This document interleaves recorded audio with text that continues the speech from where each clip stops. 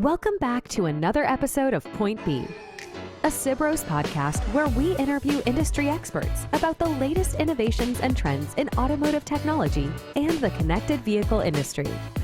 Tune in to learn about topics ranging from the next generation of electric vehicles to advances in connectivity and micromobility.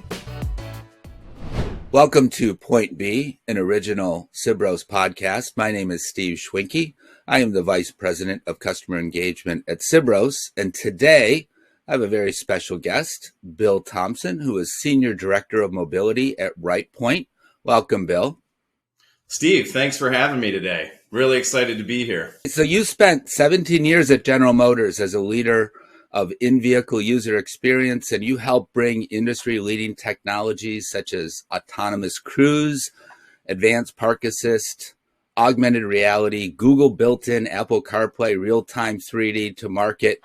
But you also worked on things like drive modes, Watts to Freedom, and Crabwalk to market. Yep. What are those? I don't really even know what the Crabwalk to market is.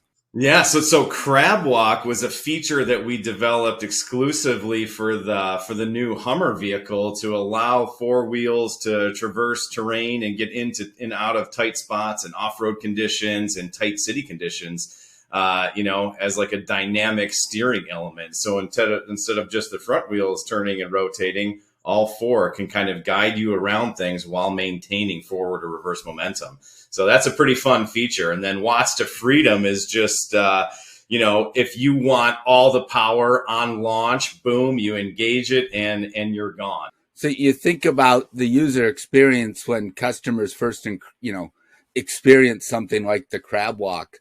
Yeah. I mean, would your goal be that they don't have to go to a training course to learn how to use this, that it just kind of works out of the box, or do they really have to get some type of training before they can use that feature? Right. So you're sort of, in my career, I walked the line, or I lived this life between engineering and design and customer value, right?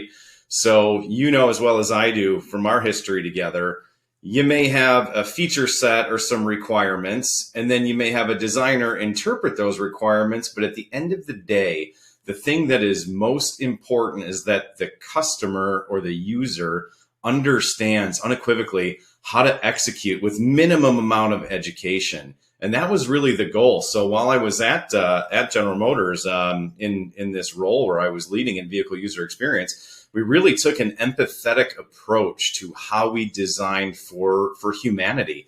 And in fact, we coined the moniker Mobilize Humanity, which really helped us to illustrate the need to put people first so that the learning times weren't long and that things were very easy to digest and consume and execute right when you get in the vehicle. So, Bill, that's fascinating. And as you mentioned, we both worked at General Motors for close to 20 years. Yeah. I remember a time, and you're getting into this discussion around user experience and starting to really emphasize it. And let's move back in time a little bit. I remember when General Motors was on this path of design for manufacturing. Right.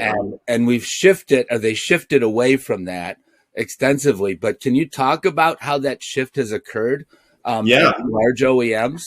Yeah, absolutely, Steve. So I think, to contextualize a little bit, when we first started internalizing the industrial design, the software design, and the interaction design was around the launch of the 2013 Cadillac XTS.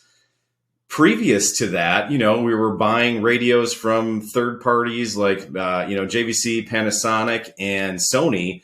And what you end up with is a known entity that you have to design your entire IP around. You don't get the beautiful characteristics that are enabled by owning that. So to your point, you were buying hardware, integrating that into your IP, and then designing around it.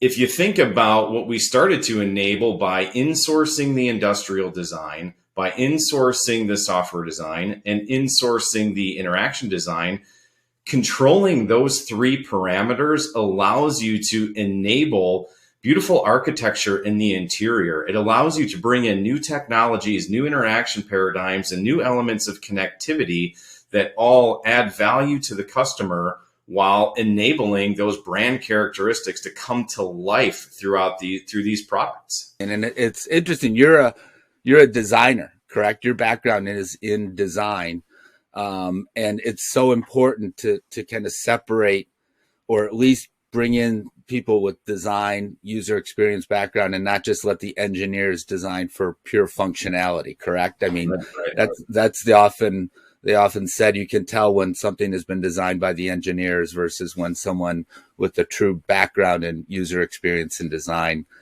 creates a product. Is that correct? That's true. And I've fallen on both sides of that equation. User experience at General Motors landed in between design and in between engineering.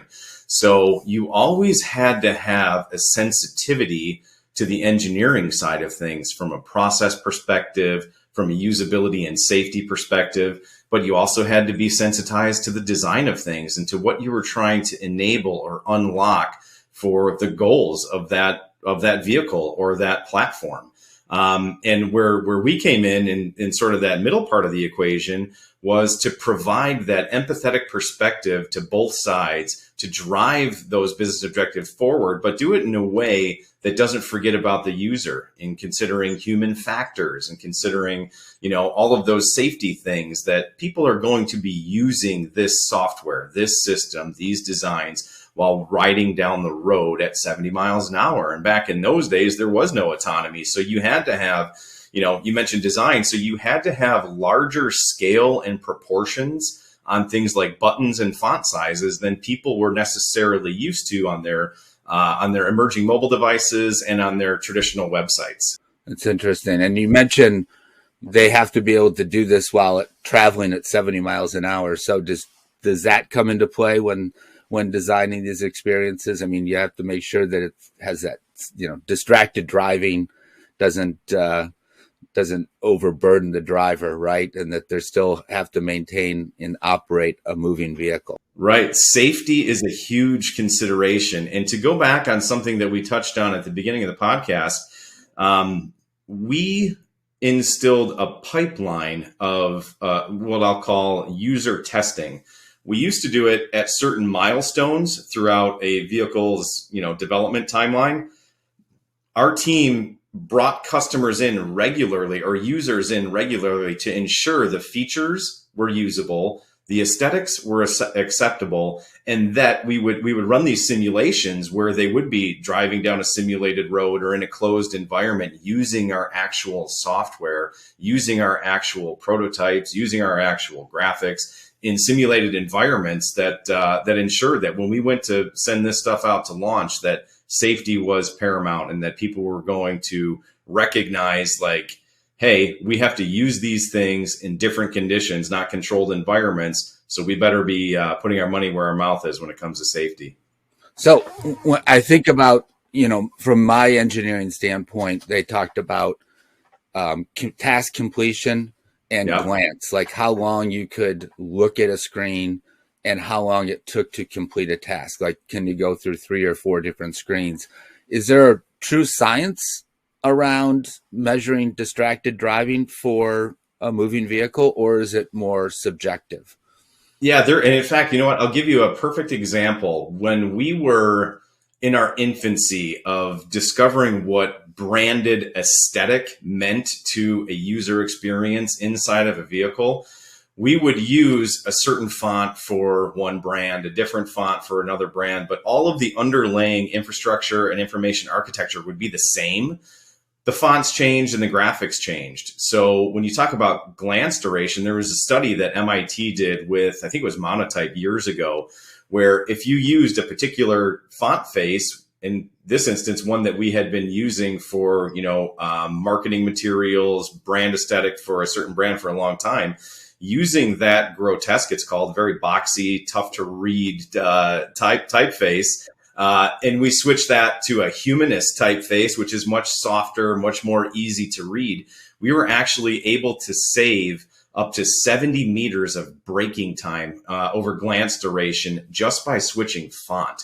it's an incredible, story, an incredible characteristic that you have to take into consideration when you're designing for these vehicles. So, Bill, you talk about designing, for an experience within the vehicle, but let's broaden that and let's think about designing, the digital experience for the mobility product offering.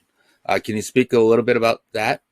Yeah, absolutely. So I'm going to put that under a Rightpoint lens for a second. So Rightpoint has an incredible ability to sort of peek around corners and see where technology and experiences are going. And when we were partnered together, when I was at General Motors and we brought them on as agency of choice to help us build out this Cadillac experience, one of the things that they were able to open our eyes to is what I call everything that happens left of design and engineering.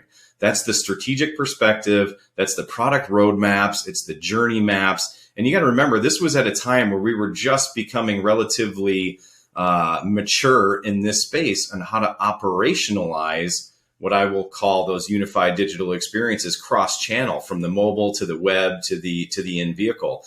And what Rightpoint was able to do was teach us how to operationalize that, teach us how to be cohesive in our design language, whether it's downloading a new theme for your vehicle from your mobile application and sending that to your vehicle, or a navigation experience that you started on your vehicle platform and transition to your mobile device to walk the rest of the distance there.